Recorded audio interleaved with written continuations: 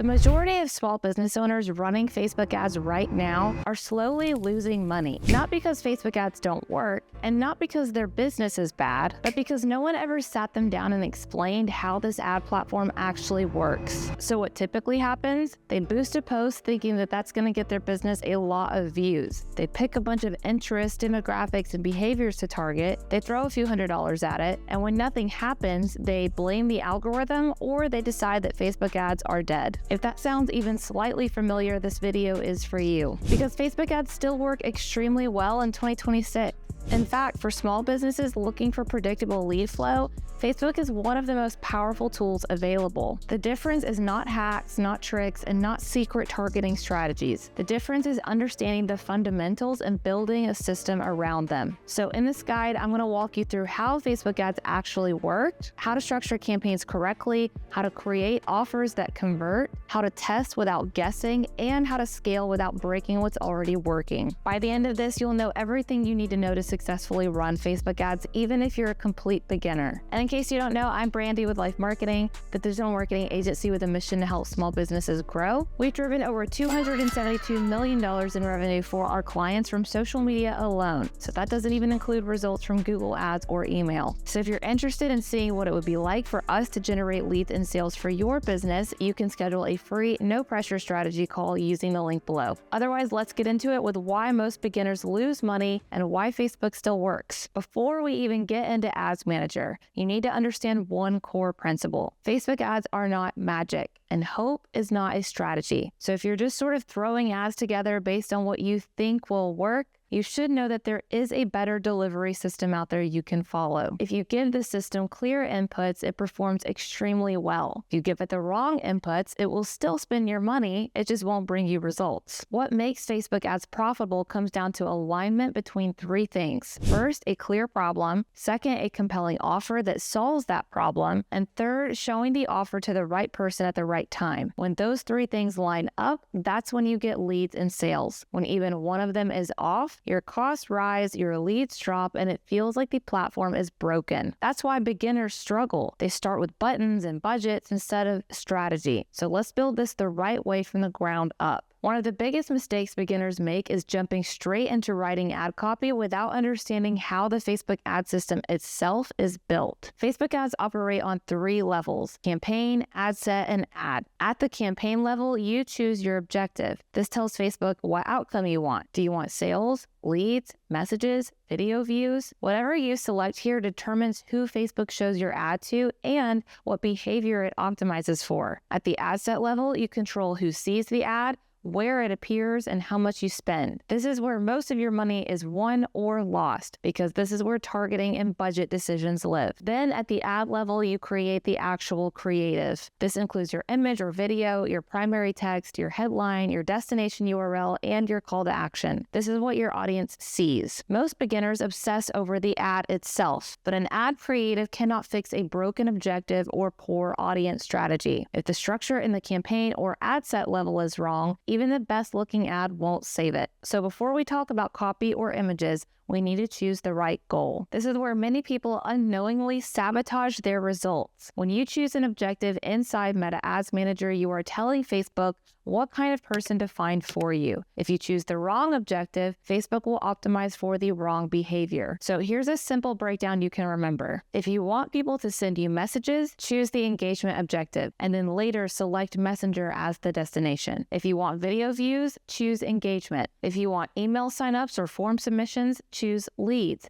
And if you want purchases on your website, choose sales. What you should not do is choose traffic just because the clicks are cheap if what you really want is leads or sales. Traffic campaigns optimize for people who click links frequently, not necessarily people who buy, book, or convert. Cheap clicks that don't turn into revenue are not a win. Once your objective matches your real business goal, everything else starts to make more sense. But even the right objective won't fix a weak offer. So let's talk about that. Your offer determines whether your ads succeed before they even go live. A strong offer clearly answers three questions. Number one, what problem are you solving and for who? Number two, what specific outcome are you delivering? And number three, what happens next if someone is interested? For example, saying we offer professional XYZ services, contact us today, is not compelling. It's vague and forgettable. Compare that to something like, we diagnose your issue within 60 minutes and fix it the same day. Message us now for a free estimate. That is specific, time-bound, and outcome-focused. The more specific your offer is, the easier it becomes for someone to say yes. Once your offer is clear, then you can move into actually building your first campaign. So first, pick your objective. For a lot of you, that's probably going to be sales or leads. But I will say, if you try the leads campaign and either don't get enough leads or don't get high-quality leads, try switching the conversion destination to be messages. Messages are high intent, they create conversations, and they give you fast feedback on whether your offer resonates. Plus, it takes time for people to build trust in a brand they've never heard of before. So keeping things on the Meta platform may feel safer and easier for them to click on than your website for now. When it comes to budget, start modestly but realistically. $10 to $20 per day is enough to generate data without overwhelming you. Lower budgets can work, but they slow down the learning process.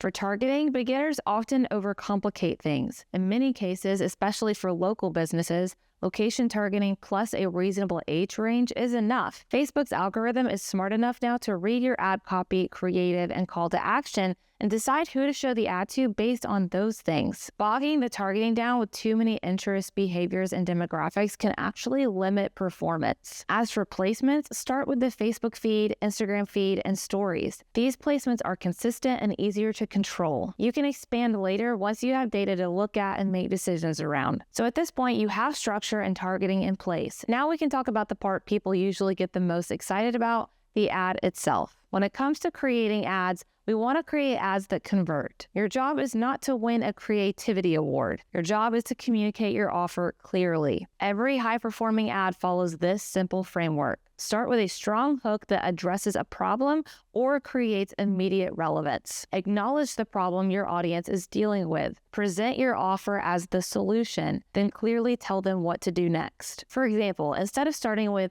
"Hi, we're a family-owned business," start with something that speaks to something that the audience cares about, like their pain points or goals. The first line should make someone think, "That's me, I deal with that," or "I struggle with that." Keep your language simple and direct. Write like you speak. Avoid corporate phrasing or any industry jargon, because people buy from people, not polished slogans, especially in today's world where authenticity is becoming its own currency. Once your ad is live, however, your job shifts from creating to observing. After you launch your campaign, resist the urge to tweak it immediately or to check it every 10 minutes. Facebook's system goes through what's called a learning phase. If you change budgets, targeting, or your creatives too quickly, you reset that learning process every time and make it harder to get consistent data. And buildable data is what makes Facebook ads super profitable for the long term. So you want clean, consistent data coming in. Let your ad run for at least 72 hours before making meaningful adjustments, unless something is clearly broken. After that period, evaluate performance based on key metrics like click-through rates, cost per lead, and actual results, not just impressions. If performance is weak, change one variable at a time,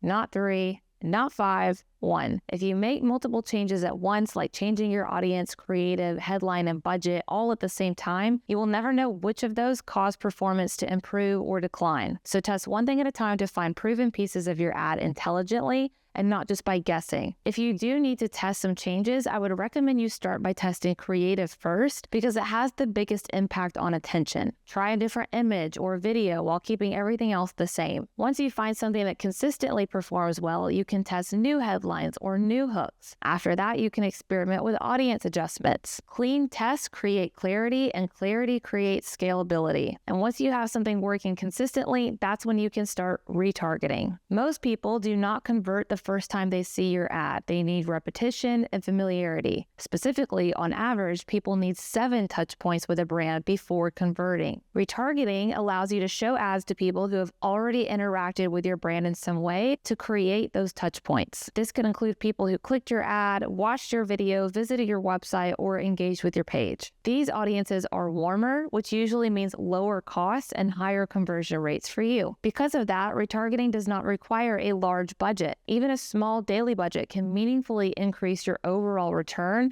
by capturing people who were already interested and bringing them back to finish converting. Now, once you have profitable campaigns running and retargeting in place, The final piece is scaling. Scaling is where impatience can undo everything. If you double your budget overnight on a new campaign, you often disrupt performance because the algorithm needs time to adjust. Instead, increase budgets gradually, typically by 20 to 30% every few days, while monitoring your metrics. Alternatively, you can duplicate a winning ad set and test a higher budget there, leaving the original untouched. This gives you a layer of protection in case performance fluctuates. The key principle is simple. Only scale what is actually profitable and consistent, and do it incrementally. Scaling a losing campaign only increases losses. Facebook ads are not a gamble when you know how to approach them. When you focus on clear problem offer alignment, choose the right objective, keep your campaign structure simple, test with discipline, and scale responsibly, Facebook ads become one of the most reliable growth channels for small businesses. If you struggled before, it's not because ads don't work. It's because you were missing this structure. Now you have it. So go back through this video, implement it step by step, and treat your ads like a system and not a slot machine. And if you'd rather have a team that builds, tests, and scales this for you the right way, that's exactly what we do. Facebook ads still work in 2026. The difference is whether you approach them casually or strategically.